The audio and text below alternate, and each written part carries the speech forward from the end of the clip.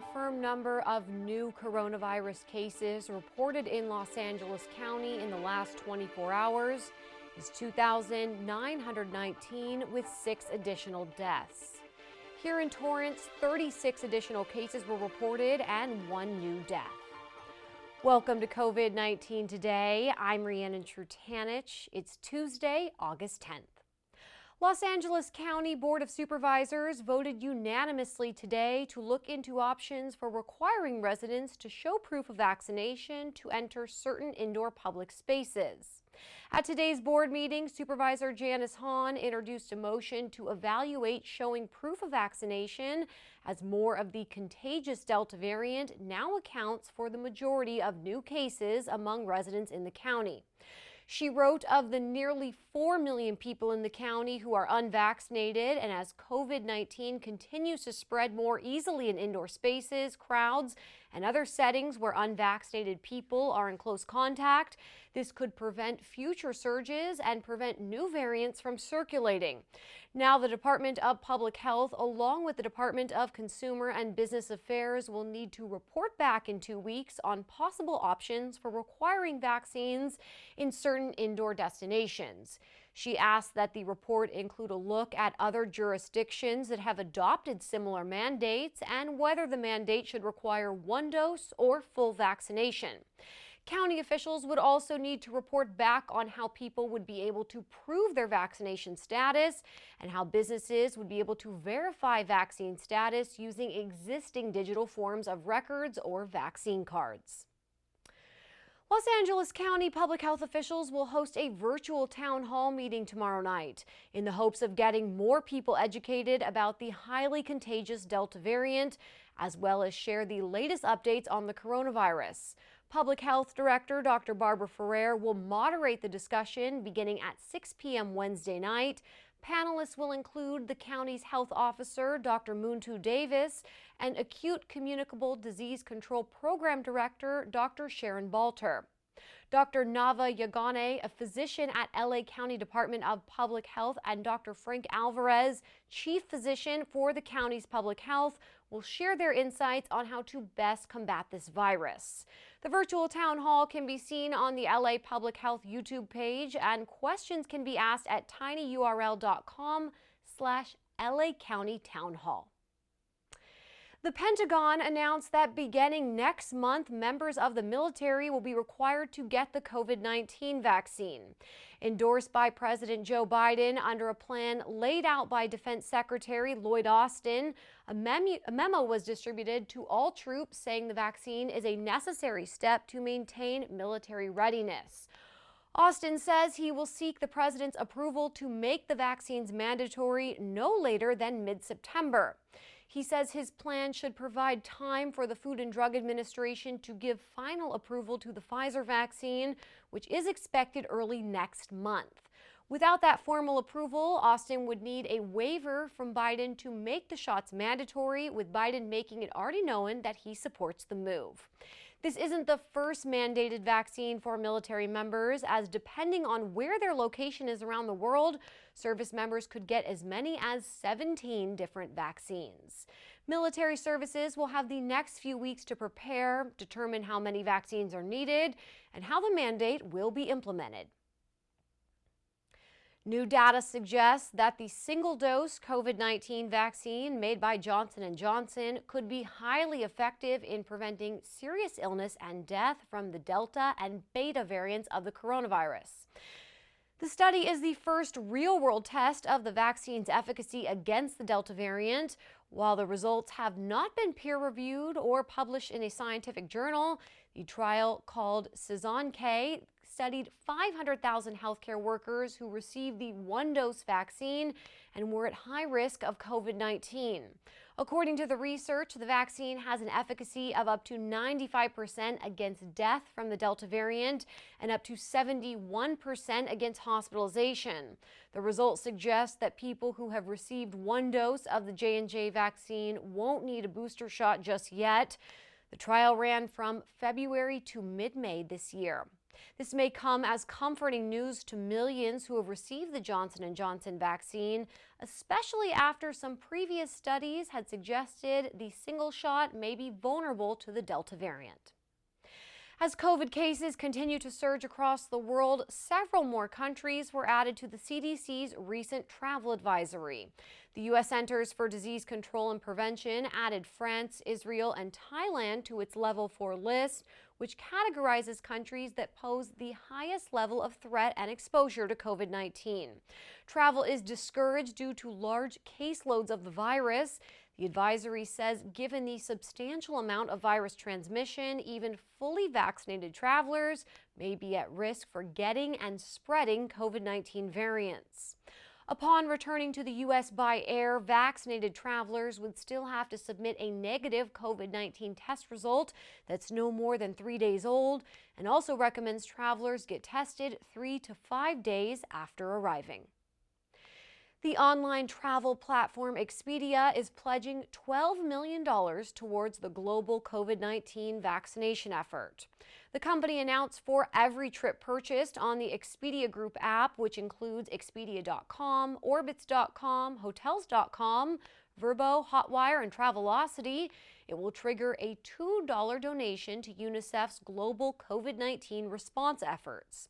UNICEF is the world's largest single buyer of vaccines, and according to Oxford University's COVID-19 data, nearly 30% of the world's population has received at least one dose of a COVID-19 vaccine, with 15% of the world fully vaccinated.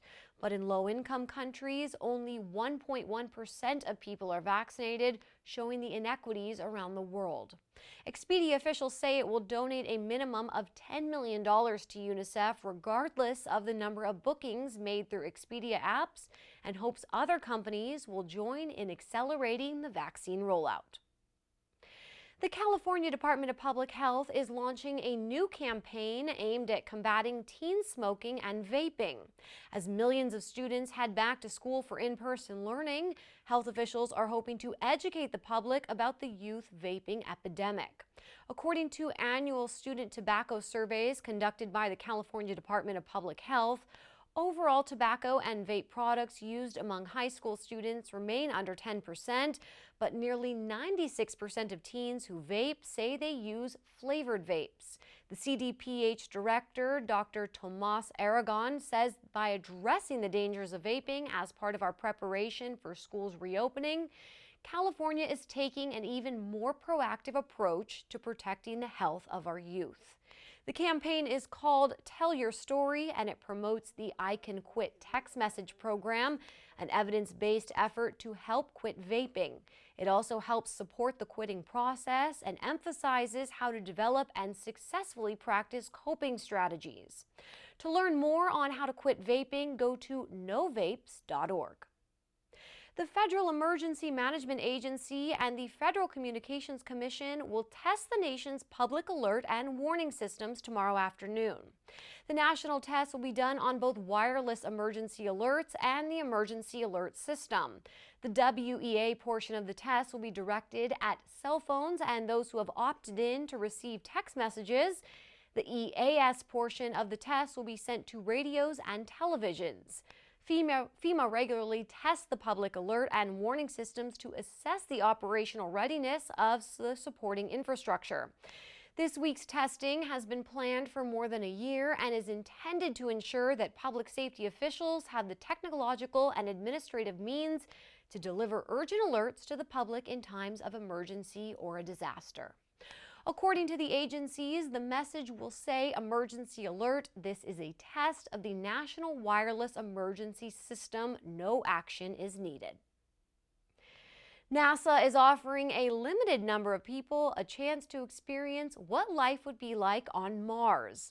It's a year-long program, and NASA is looking for applicants who want a shot at living under the conditions that simulate life on the red planet.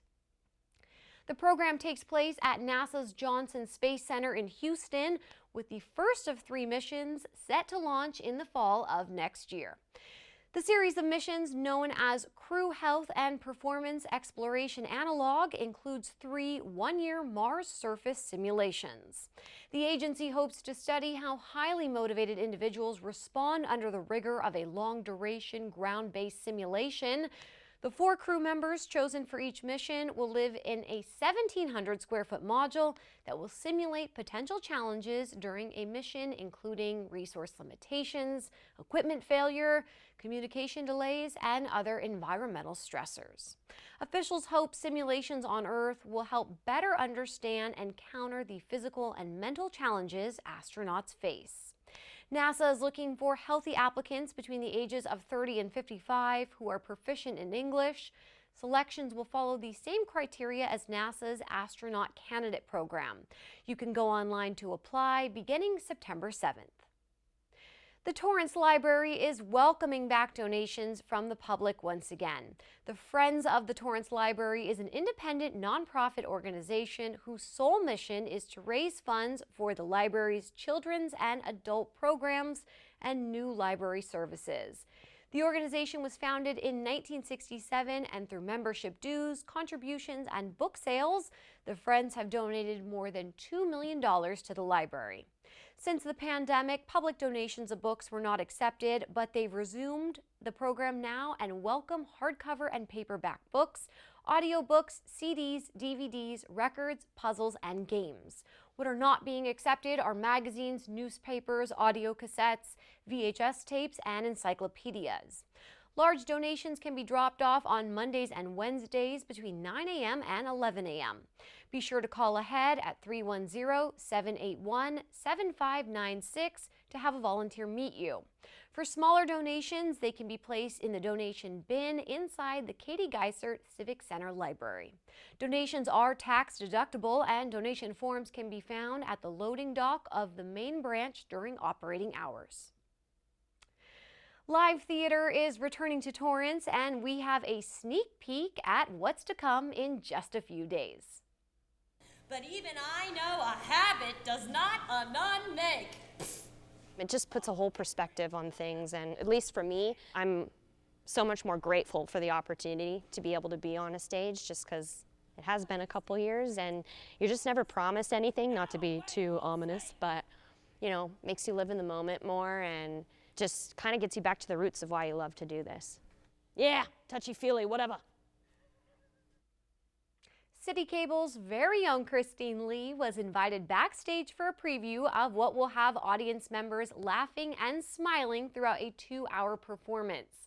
The Torrance Theater Company presents Nonsense, the mega musical, with music and lyrics by Dan Goggin, directed by Jim Hormel, and choreographed by Christopher Albrecht, and vocal direction by Bradley Hampton. Nonsense is the first in-person event for the Torrance Theater Company since the pandemic hit a year and a half ago. Cast and crew members say it's emotional to be back inside the Armstrong Theater this week and rehearse in person for their upcoming performances. Opening night of Nonsense is this Friday, August 13th. Torrance City Council members will head back into the chambers tonight, opening the doors to the public once again. On the agenda, items to be discussed include the Public Works Department's update on the Enhanced Watershed Management Program, resolutions to approve grants for easement for work related to the 182nd Street and Crenshaw Boulevard operational improvements, along with the city manager's recommendation to approve the development of an ad hoc technology committee, as well as a citywide wayfinding and signage plan.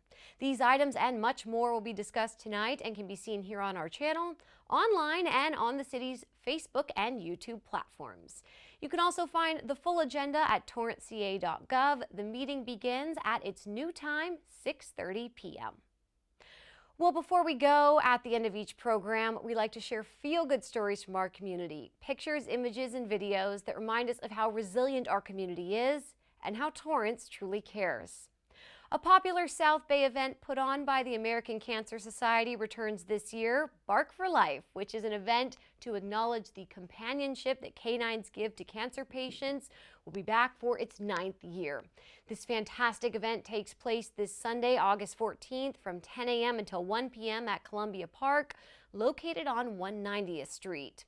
Bark for Life is also one of mine and Popeye's personal favorite charities, where the community and their four-legged furry friends and family members get to help raise funds and awareness to fight cancer. There will be entertainment, vendors, demonstrations, and games scheduled throughout the day. What a great way to show support for a great cause that is dear to so many people and their canine companions.